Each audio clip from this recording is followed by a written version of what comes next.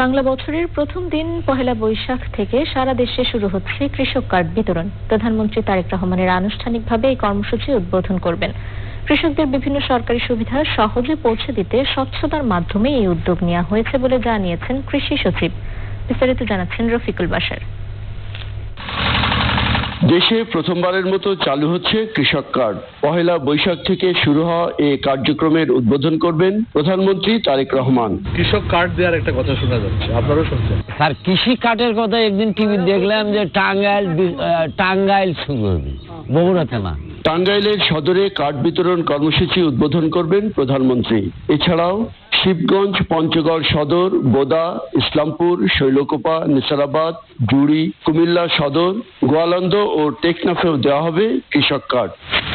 কৃষি মন্ত্রণালয় জানিয়েছে, আপাতত প্রায় 21,000 কৃষককে পরীক্ষামূলক এই কার্ড দেওয়া হবে। পর্যায়ক্রমে ছোট বড় সকল কৃষককে এই কার্ডের আওতায় আনা হবে।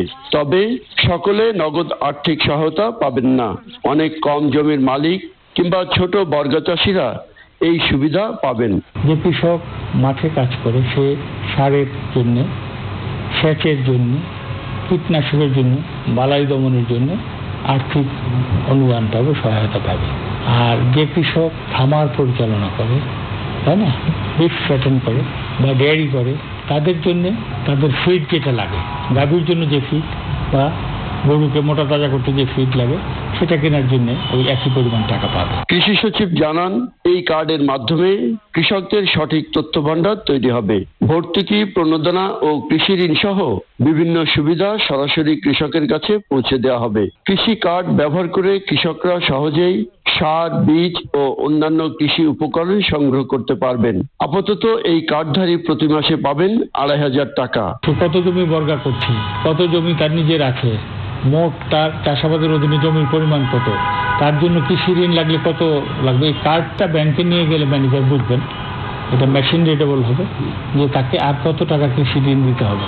কাজেই এখানে কোনো রকম দুর্নীতির আর এই যে বড় টাকা একজন অল্প জমি দেখিয়ে জমির মূল্য বাড়িয়ে বড় টাকা একটা লোন নিয়ে ব্যাংক ফতুর হয়ে যাওয়ার থেকে ব্যাংকগুলো বাঁচবে। কার্ডের মাধ্যমে অর্থ দেওয়া হলেও সারে ভর্তুকি সহ অন্যান্য সুবিধা অব্যাহত থাকবে। এটা একটা তালিকা হয়েছে, ওখানে বাছাই করেছে একবারে নির্মোহভাবে, কোনো দল মতের বিষয় বিবেচনা না করে। পর্যায়ক্রমে কৃষক কার্ড কার্যক্রম সারা দেশে বাস্তবায়ন করা হবে। Rafiqul Bashar, channel I, Dhaka. গেল ক বছরের তুলনায় এবছর তাপপ্রবাহ কম হবে।